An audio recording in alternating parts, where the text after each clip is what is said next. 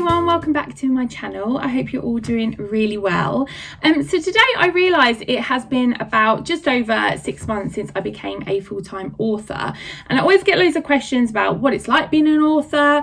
Is it as glamorous and as exciting as it seems? And I also get lots of questions about what I'm writing next. So I thought it'd be really fun to kind of go through the pros and cons of being an author, what my life is like as a full-time author, and yeah, what I'm writing next. So I'm really excited.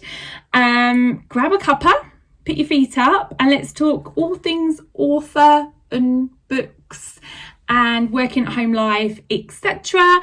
And yeah, I just really hope you'll enjoy this little insight into kind of behind the scenes of my books.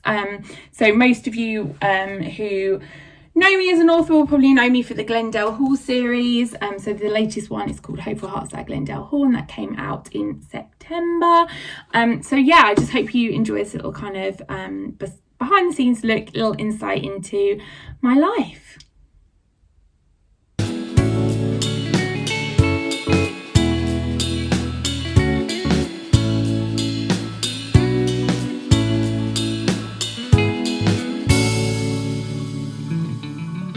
So for those who know nothing about me, my name is Victoria Walters. Maybe I should have said that at the start. And I've actually written 3 books, so 2 standalone novels, The Second Love of My Life and Summer at the Kindness Cafe, and then the 3-book Glendale Hall series. Coming Home to Glendale Hall, maybe I should show you, that would be helpful. Oh my God, my mascot's gone. Coming Home to Glendale Hall, New Beginnings of Glendale Hall, and Hopeful Hearts of Glendale Hall. So these are the 2 standalone books of mine. And then this is the Glendale Hall series. So I would describe my books as women's fiction, romance. Some people call them chick lit, I guess. I would say they're cozy, uplifting reads. They're obviously mainly focused on women, so they're focused on friendship, family, love. And there's also a big community element to my book. So there's always, it's always kind of set in a village where you get to know the characters, and the village itself is kind of a character, I like to think anyway. And often there's sort of a task to do, like saving the village or something like that, which I really like, and it pulls everybody together.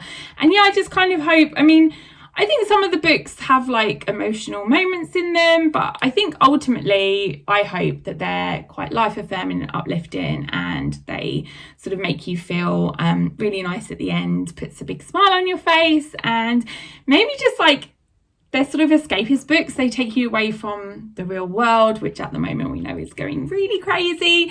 And so yeah, I just hope people kind of just can escape with my books and just really enjoy them. And that's what I really hope as an author. That's the kind of books that I like to read. So yeah, I guess when people ask me for tips on writing, I'll be like, write the books that you kind of want to read, and hopefully that's what I've done.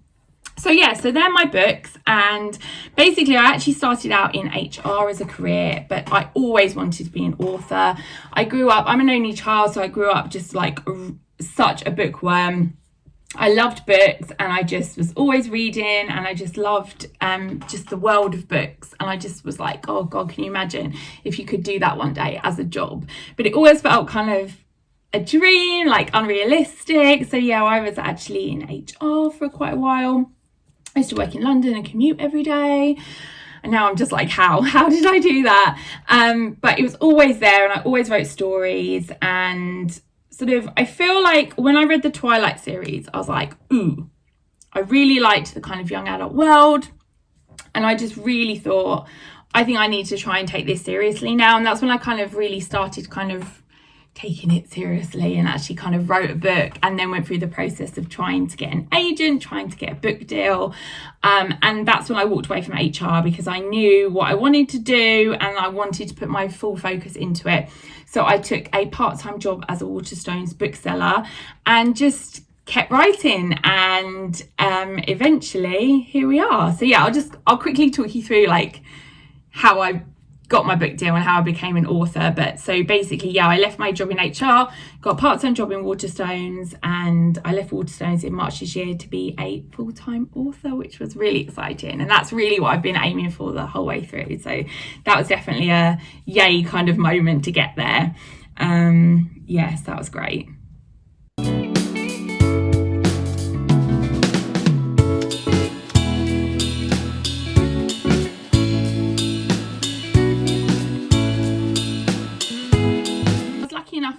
find an agent for a teen young adult book that I wrote, but we couldn't find a publisher for it.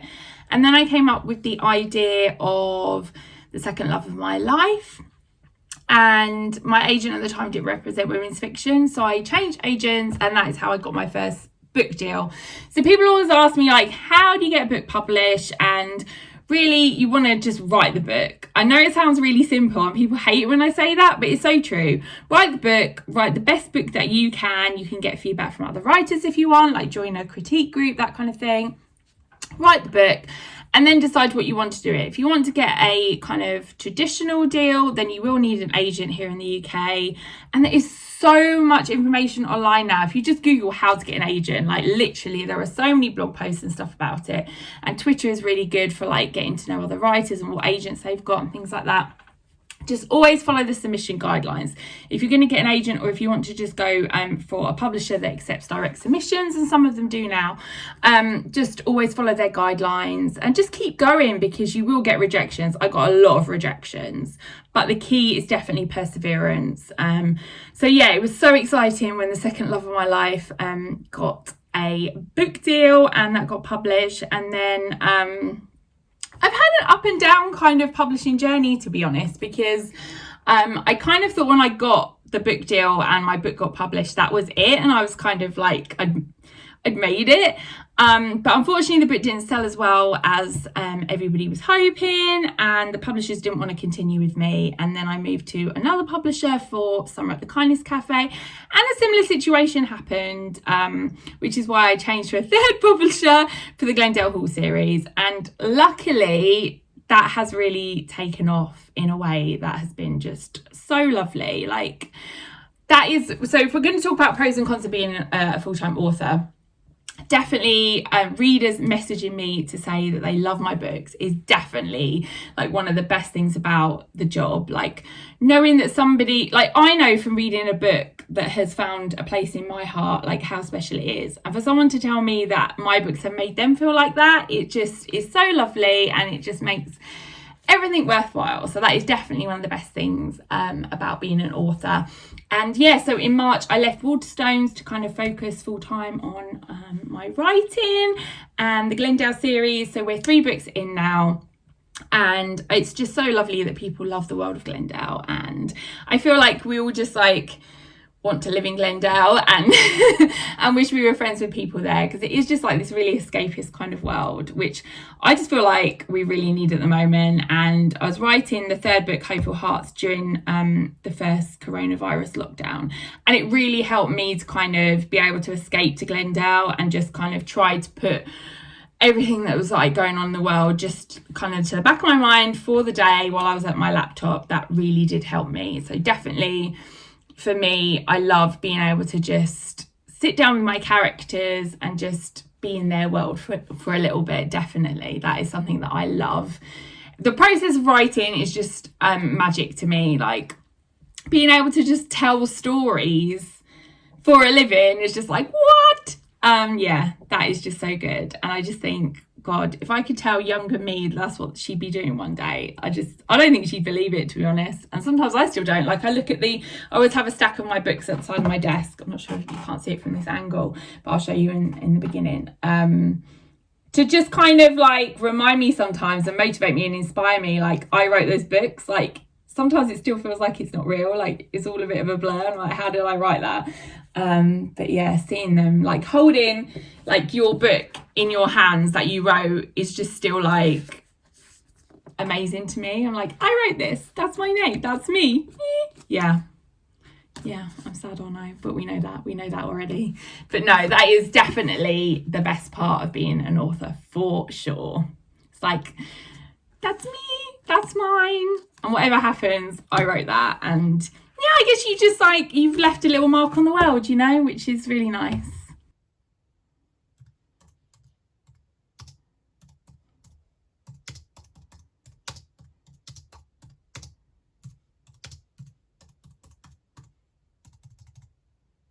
So I think working at home has definitely been an adjustment for me, working full time. As I said, like, I think people think authors are really glamorous and exciting lives and everything, lead exciting lives.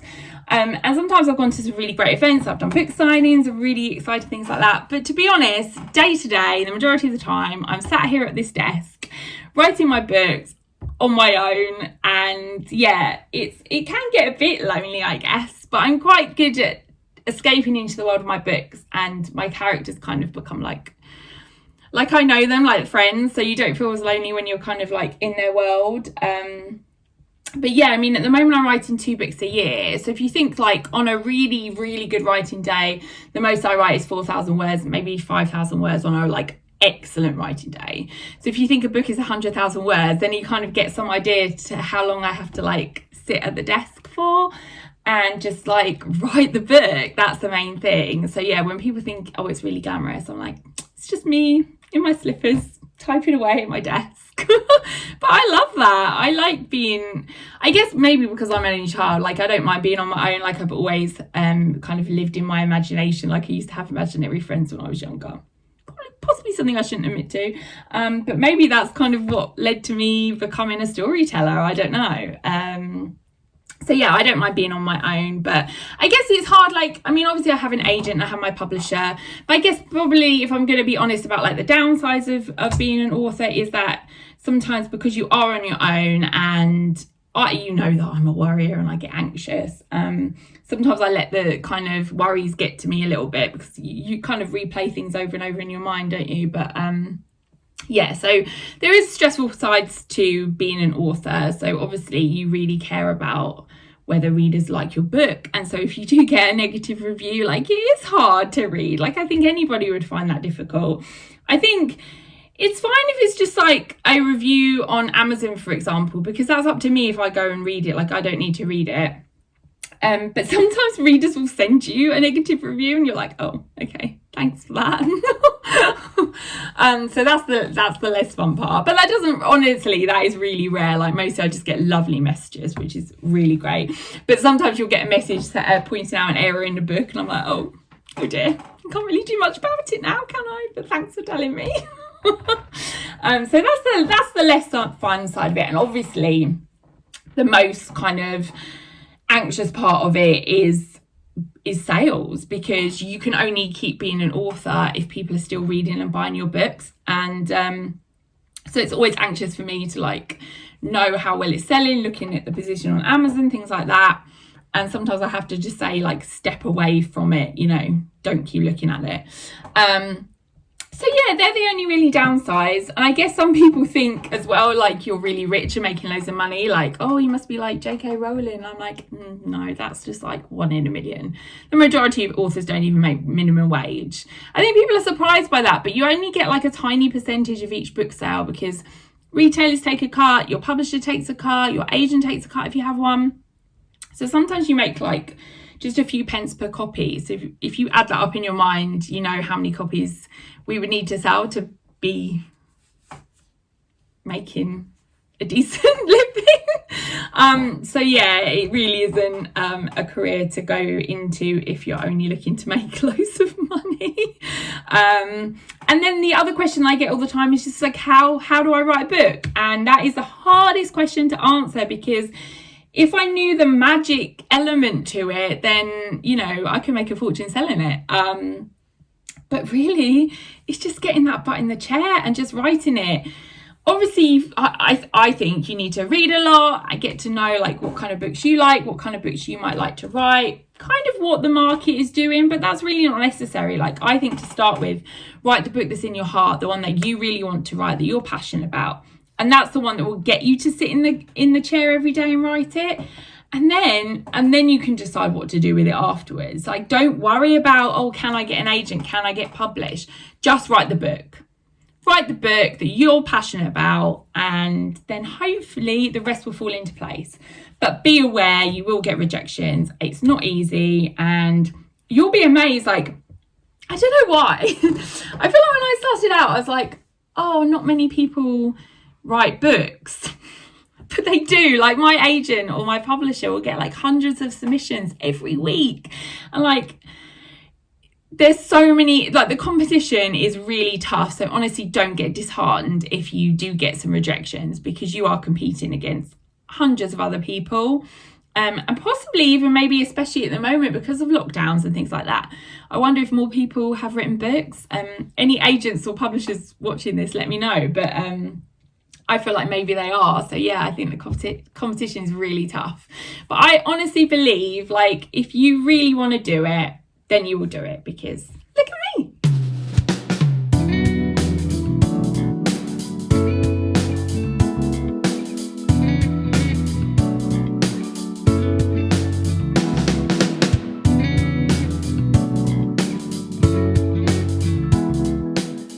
So just wanted to show you, to celebrate my 6 months of being an author, I got myself a Kindle. Obviously downloaded my book first, and mainly because I kind of thought it'd be useful to be able to send my drafts to the Kindle and kind of read it how a reader might read it, because that's actually a bit that I find difficult. It's like when you're editing a novel, because I know the story and I know everything, I can never read it as a reader will read it. But I think it would help to have it in that kind of format, and also maybe pick up mistakes and errors and just get more of a feel for it as a book. So I thought that would be a nice little treat for me to celebrate my 6 months of being an author. Let me know if you have a Kindle, and yeah, if you like it or not. Usually I just buy physical books, so we'll see. I mean, I might just keep that just for reading mine, but probably I will be tempted by the 99p bargains, I reckon.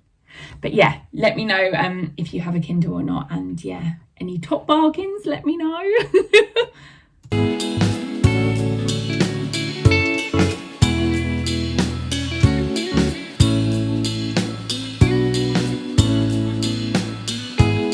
As I said, I have written 3 books so far in the Glendale Hall series: Coming Home to Glendale Hall, New Beginnings, and Hopeful Hearts. Now, each one of these books is actually about a different main character, but there's also continuing storylines with all the characters and the village and things like that. But you can read them separately, like you don't have to read them as a series, but it's nice to get that continuing element to it. And I know some of you clicked on this video to find out what I am writing next, and I am super excited to tell you that I am writing number 4 in the Glendale Hall series. Yay! So I'm actually quite far through. I've done about 85,000 words. There's probably like about 10,000 words to go or so, and I'm really excited to just like reveal the news that I'm writing book 4, because as soon as book 3 was published, I started getting messages, reviews saying, will there be a 4th one? What will it be about? Who will it be about? Like, please, can we have more Glendale? And honestly, like, I keep saying this series is only continuing as long as it is and will, because of you, the reader. So the more copies you buy, the more reviews you write, just makes it more likely that there will be another one. So yeah, just please keep doing that. I love it. Thank you. Just thank you so much, everybody who reads Glendale books and tells me how much they enjoy them. Honestly, it is it's a dream come true, and it's just a thrill to write for you guys. So book 4, I'm not going to reveal the title yet, but I think some of you, because you're really clever, have already worked out that book 4 is going to be about Anna, who we actually mention we mention her in book 2 as well, slightly, and book 3, because she is Brodie's sister, and Brodie is the minister of Glendale, and he is the love interest of Emily.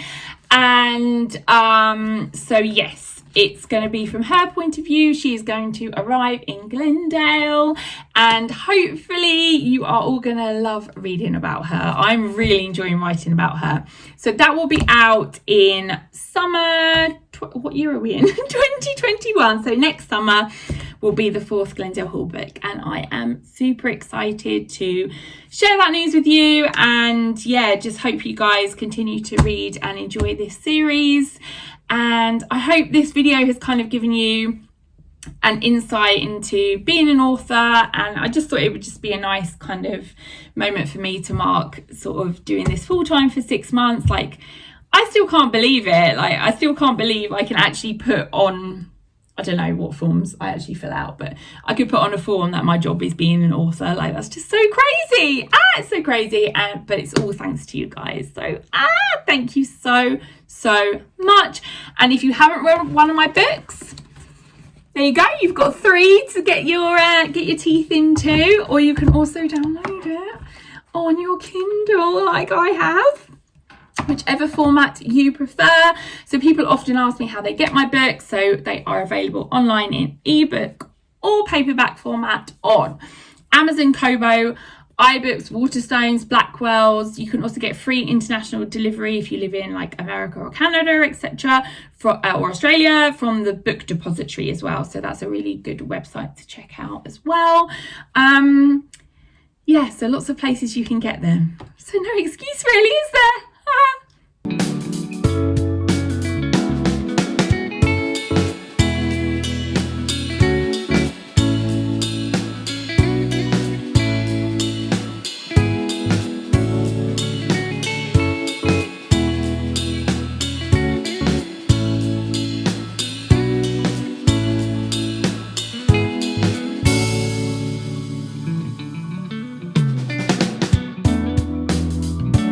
As always, if you enjoyed this video, please do give it a thumbs up and subscribe for more from me in the future. And please drop me a comment to let me know if you've read any of my books and what has been your favourite so far. And also if you are excited about the news that there's going to be a 4th Glendale book. I really hope you are excited, because I'm excited, and I just feel like we're in this kind of Glendale family together, and I hope you guys feel that way too. So thank you so much for watching, and I will see you next time. Look after yourselves. Take care. Bye.